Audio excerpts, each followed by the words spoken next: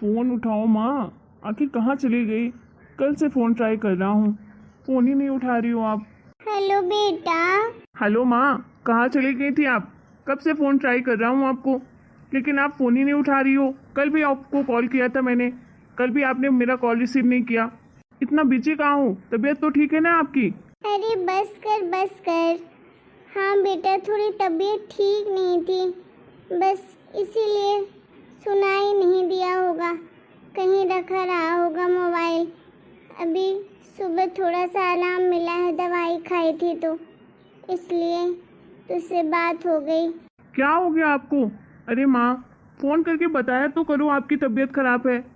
मैंने तो कितनी बार आपको समझाया है कि आप मेरे साथ शहर चलो, गांव में मत रहो अकेले। पहले तो पापा जी थे तो मुझे इतनी टेंशन नहीं होती थी आपकी, लेकिन अब तो कोई देख रेख करने के लिए नहीं है आपका।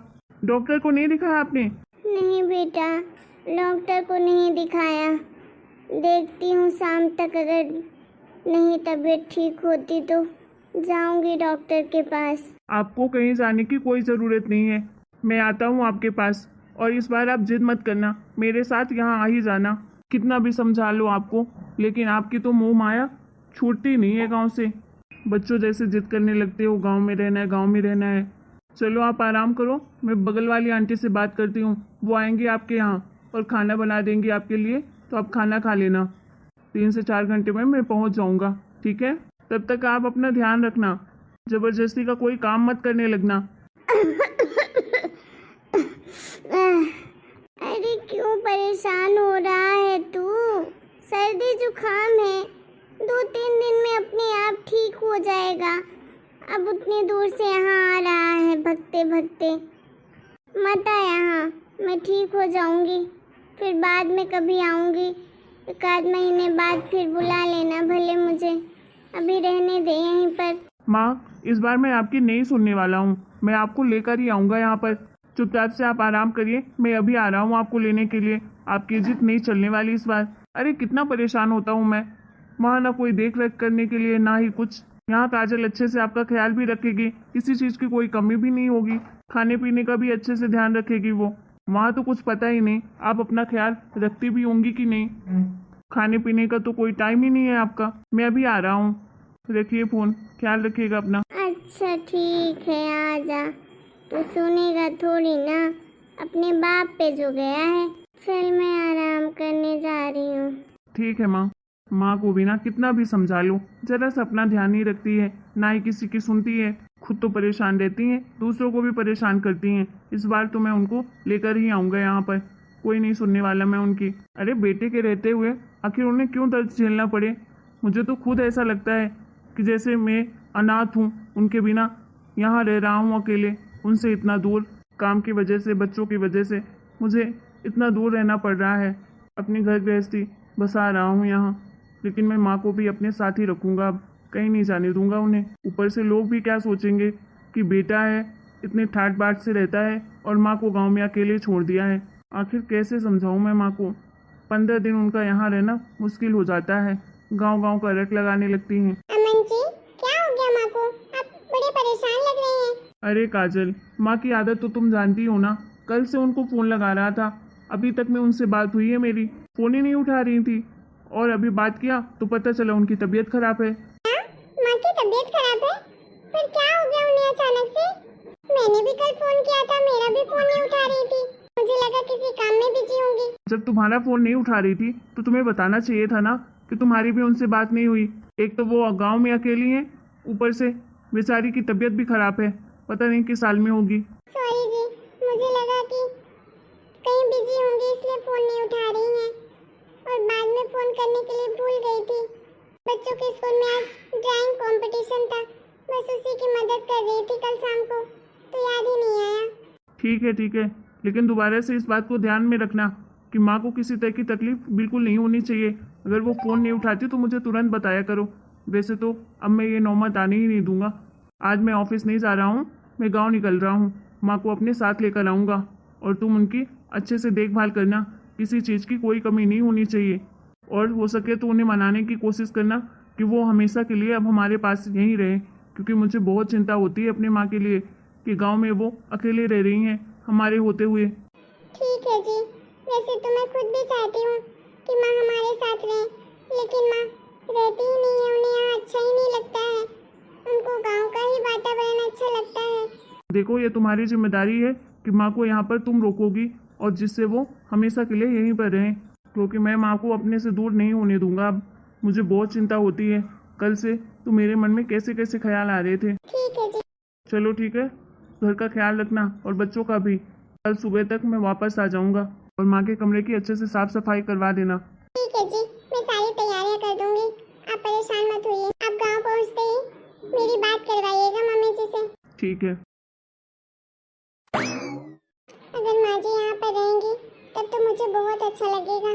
मेरे साथ रहने के लिए भी कोई आ जाएगा। वैसे भी पूरा दिन अकेले ही तो रहती हूँ घर में। बच्चे स्कूल जाते हैं, ये भी ऑफिस चले जाते हैं। मेरा तो टाइम पास ही नहीं होता, घर के कामों में ही लगी रहती हूँ। मम्मी जी की तो मैं बहुत अच्छे से देखभाल करूँगी, जिससे मम्मी जी की तबीयत यूँ फटाफट ठीक हो जाए। उनके लिए मैं ड्राई फ्रूट्स वाले लड्डू बना देती हूँ। वो पौष्टिक होते हैं, दूध के साथ रोज सुबह सुबह खाएंगी तो उनको एनर्जी मिलेगी और जल्दी से ठीक हो जाएंगी।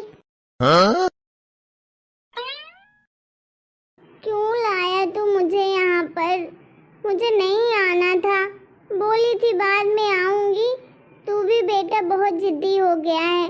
मुझे ये शहर की चकाचौंध नहीं पसंद आती, तभी तो मना करती हूँ कि गांव में रहने दे मुझे। देखो माँ, मैं आपको अकेले नहीं छोड़ सकता हूँ गांव में। मुझे आपकी बहुत चिंता होती है और रोज रोज मैं आ भी नहीं सकता इतना दूर। इसलिए आपको अब हमेशा के लिए हमारे पास शहर में ही रहना पड़ेगा। कभी कभार मैं आपको घुमाने ले आऊँगा गाँव। अब वैसे भी आपको अपने पोते पोती के साथ अच्छा नहीं लगता है क्या?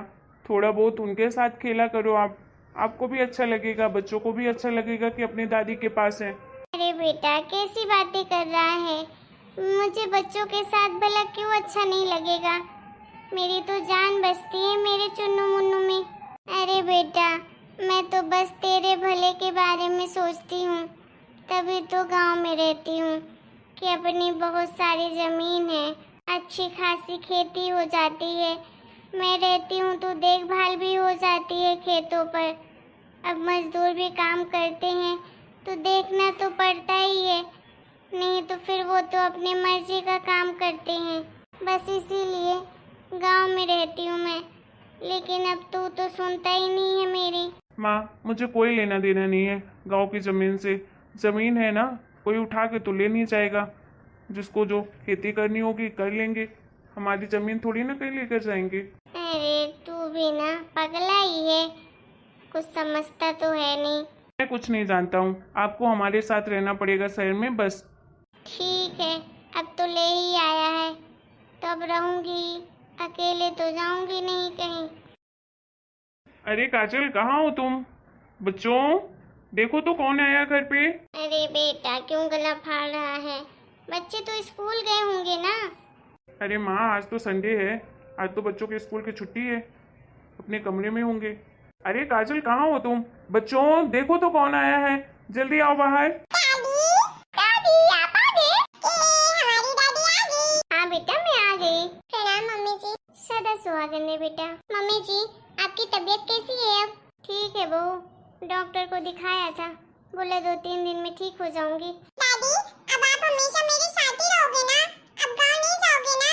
हाँ दादी, अब आप हमारे साथ ही रहना, गांव मत जाना। मेरे सभी दोस्तों के ना दादू और दादी हमेशा उनके साथ ही रहते हैं। बस आप ही हो जो गांव में रहती हो। अरे बेटा, इस बार तुम्हारी दादी कहीं नहीं जाएगी। अब हमेशा के लिए आ गई है तुम्हारी दादी यहाँ पर। हमेशा यहीं रहेगी तुम लोगों के पास। सच्ची दादी, मैं आपके साथ बहुत सारी मस्ती करूंगा, खूब सारी स्टोरी भी सुनूंगा आपसे। हाँ चिंटू, अब तेरी दादी हमेशा तेरे साथ रहेगी, तुम दोनों को खूब सारी स्टोरी सुनाएगी, ठीक है? चलो बच्चों, दादी को कमरे में जाने दो, आराम करने दो। अभी दादी की तबीयत ठीक नहीं है ना, तो इसलिए ज्यादा परेशान मत करना दादी को, ठीक है? ठीक है पापा, हम दादी का बहुत अच्छे से ख्याल रखेंगे। दादी अब हमारे साथ जल्दी ठीक हो जाएंगी, फिर हमारे साथ खेलेंगी भी। चलो दादी, हम आपके कमरे में ले चलते हैं आपको। अच्छा चलो बेटा। अरे तुम खड़ी खड़ी क्या देख रही हो? ये बैग ले जाओ और माँ के कमरे में उनका सारा सामान जमा दो, ठीक है? ठीक है जी। और हाँ, माँ की देखभाल में किसी तरह की कोई कमी नहीं होनी चाहिए। टाइम पे नाश्ता, टाइम पे दवाई, टाइम पे खाना, टाइम पर सुलाना, सब कुछ ये तुम्हारी जिम्मेदारी है। मेरी माँ जल्द से जल्द ठीक हो जाए। ठीक है जी, मैं मम्मी जी का बहुत अच्छे से ख्याल रखूंगी, तो जल्दी ठीक हो जाएंगी। चलो मेरे लिए नाश्ता लगा दो, मैं फ्रेश होकर आता हूँ और मुझे ऑफिस के लिए भी निकलना है। ठीक है जी, आपके लिए अभी नाश्ता लगाती हूँ। माँ को नाश्ता उनके कमरे में ही दे देना। ठीक है। मम्मी जी को तो मेरे ऊपर कभी भरोसा ही नहीं रहता। उन्हें तो लगता है जैसे मैं मम्मी जी का ख्याल अच्छे से रखती ही नहीं हूँ। मुझसे तो प्यार से बातें ही नहीं करते, हर वक्त गुस्सा ही करते हैं। खैर छोड़ो, क्या कर सकती हूँ। जाती हूँ, उनके लिए नाश्ता लगा देती हूँ। दोस्तों, इस वीडियो का नेक्स्ट पार्ट जल्दी आएगा, तब तक आप लोग वेट करें। और आपको ये वीडियो कैसा लगा कमेंट करके आप जरूर बताएं। वीडियो को लाइक करें, शेयर करें और चैनल को सब्सक्राइब करें।